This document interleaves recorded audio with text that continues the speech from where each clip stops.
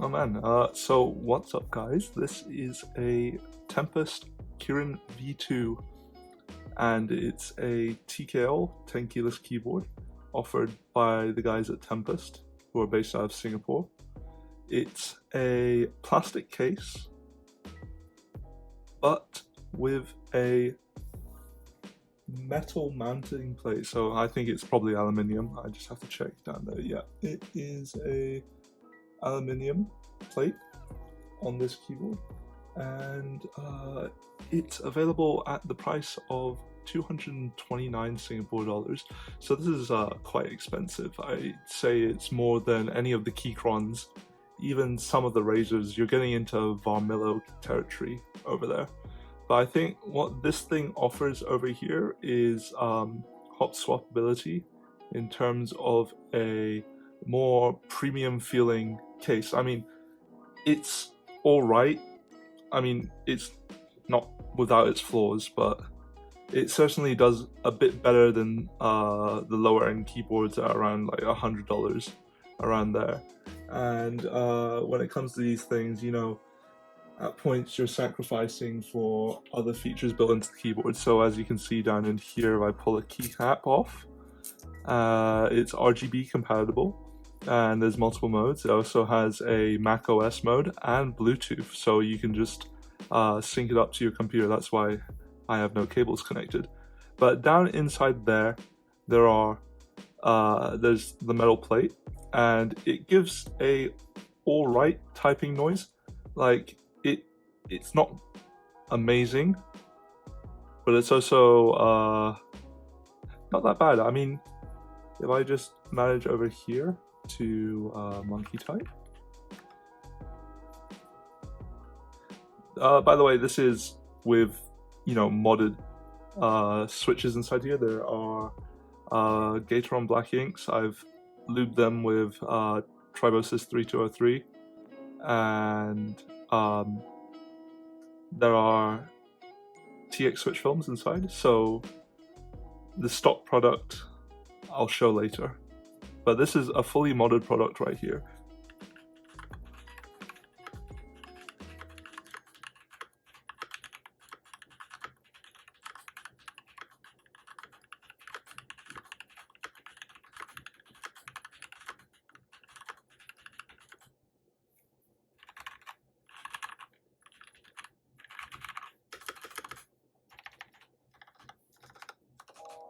So actually what I have done is I haven't actually managed to mod the stabs here, because when I opened this up, I could not find where the stabs were.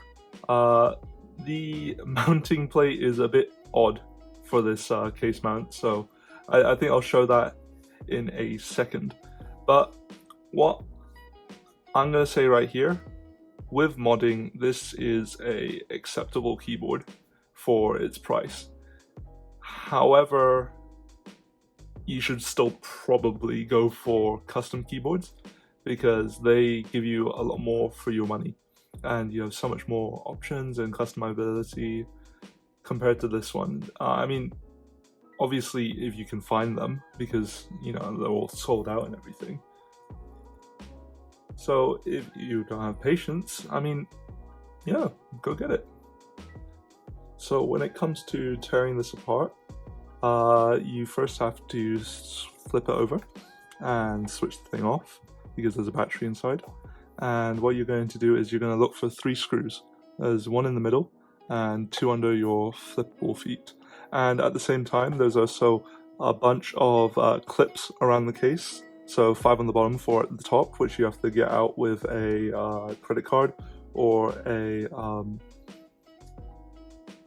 screwdriver. So what I'm going to use right here. So first, let's just undo these 3 screws on the case, as I'm doing right now. Now, I'm not sure if this actually voids the warranty on this board. I haven't really checked, because at the start there was actually a QC sticker right on this middle screw. So just gonna have to ask Tempest myself afterwards if they actually void the warranty after this. So when it comes to these multiple plastic clips, it's you know, quite a struggle sometimes to get them out. And when I first got this board, I was very confused on how to do this without trying to, you know, mangle the plastic. But, you know, some people just told me just, you know, go for it. Or you can use a credit card if, you know, you really wish to keep this cheap plastic in some sort of usable state.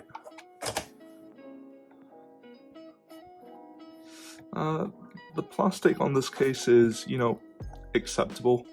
It's not great, but it's also better than some of the cheaper options that you find out there.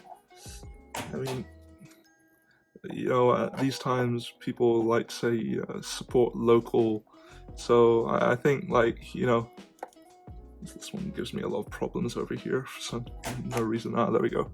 So I just picked this board up and I'm deciding to review it because the stock product is something else, and that's why I'm actually making this video. So now that we have pried the case open, you've got to lift up this back plate and you're going to look for these two connectors down here. So there's one here at the back for the battery, which I'm just going to pull out at the moment on the board. And there's another one down here. You just excuse the case foam because it's necessary to make this thing actually sound good for once. So I'm just going to put my case foam back in. And there you have a disassembled board. So in terms of actual, you know, product quality, this is okay, I guess. The board itself is actually very nice. I don't have any problems with this board. The actual quality you get is slightly better than what you may see with Kirin in terms of this PCB. It's actually very nicely made. So you can flip it over and get rid of the top case. And this is, you know, all very plasticky. You know, you can feel the actual paint being sprayed on here. You can feel the texture as well. So it's like, for the price, you know, you wish you got something a bit more, but hey ho, they actually save on, I guess, the case to give you different features. So what you have here is a hot swap board. You can see all these hot swap sockets, and I've really not had any problems with these so far since I picked the board up. And originally, when I got this board, I got the option of having these things. MX Black, silence, and oh boy, they weren't silent. So once I got this and I just realized, okay, first of all, it sounded very scratchy and very hollow. So the first thing I did was, you know, throw in some case foam, as ghetto as it sounds, and as ghetto as the execution was. And then I decided to put in Gateron black inks, and oh boy, it made the board sound, you know, 3 or 4 times better than what you got stock. Like, if I were to compare anything as a stock board, I would say really an old Razor with like blue switches. I wouldn't say it was clicky, this keyboard. It was more scratchy, if anything. It sounded horrible. But moving on, the keycaps are what I would describe as a PBT Olivia. So this is obviously modeled after GMK Olivia with the accents and the style. However, if you can see this home key, yeah, that does not look great. But, well, I guess that's another way of just giving you different stuff for your price range. So I think what I'd really like to do with this is try and put some gaskets on here. Not really like gaskets as in the mounting, but just on these standoffs down here, just to, you know, maybe get a bit more of a muted response from it. I don't think the board will exactly fit if I try and sandwich all of that in, so I'm just going to leave that to a later project. So now we go back to assembling the board. You can just add your connector for the daughter board up here, and you just be quite careful as in not to rip it. I've seen a few people in their GMK Pros just absolutely tear these things out of them because they're not paying attention. And then this one over here, the battery connector. I'm just doing this with my left hand, so I've got absolutely no coordination. Here we go. Or here we don't go.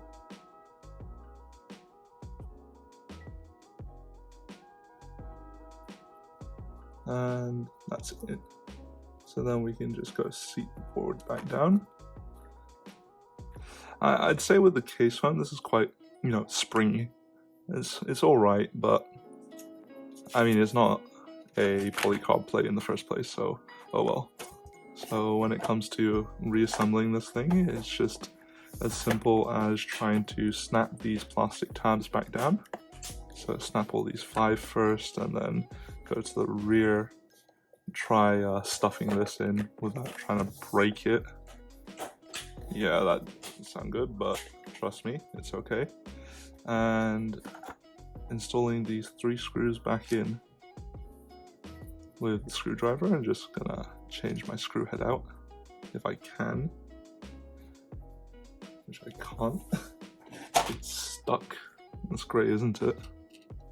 So I can just lob this off with my pliers here, and then I can just, you know, get this thing back in.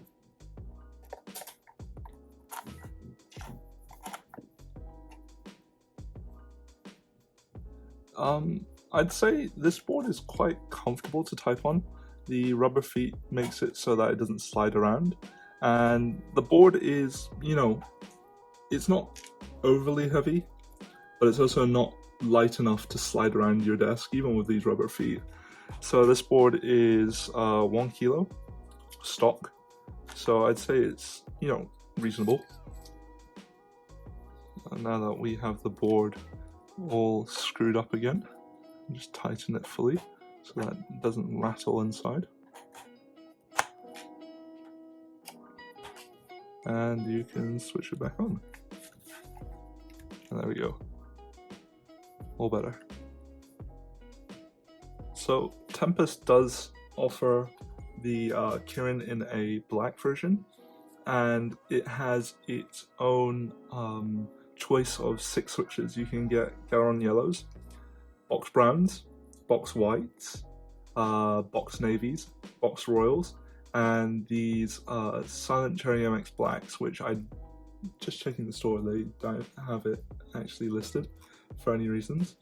But the keys on here, I mean, if you like it stock, obviously go for stock, but I'm just gonna leave a clip of the stock sounding keyboard in here, and I'll leave you to decide.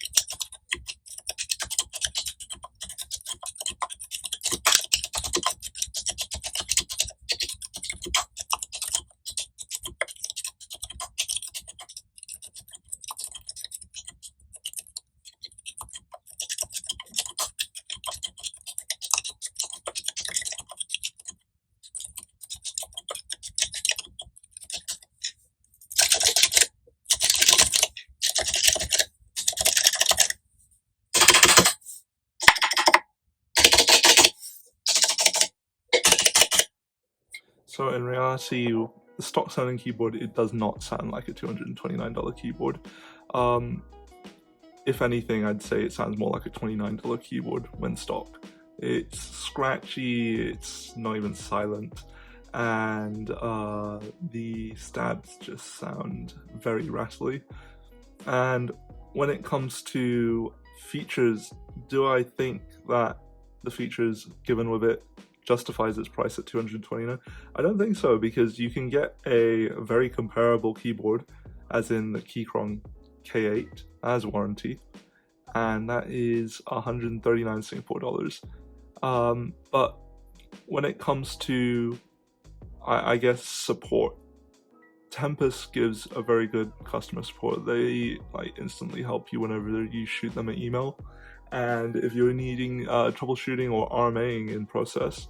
So would I say it's entirely a great idea to buy this? I think sort of, but you know, you have other options at this price point, like a K8 or even the Q1, the Keychron Q1's coming out. That looks to be quite amazing for what's coming. The keycaps, I'd say they're PBT Olivia's, or they have an actual range of keycaps. So you have up to something like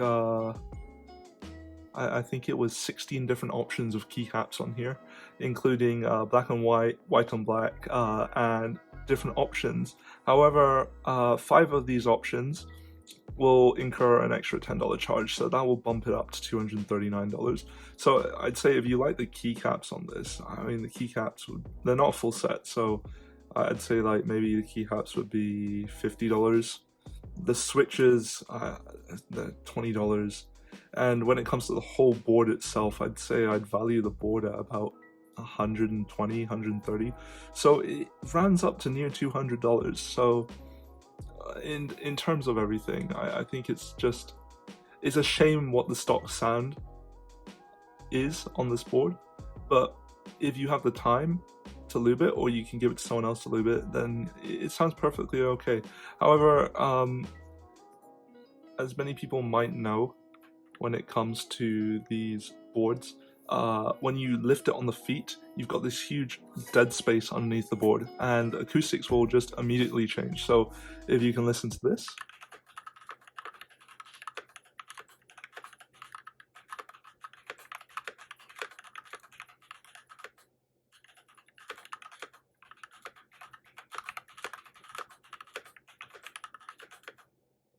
So it sounds quite different when you have it up.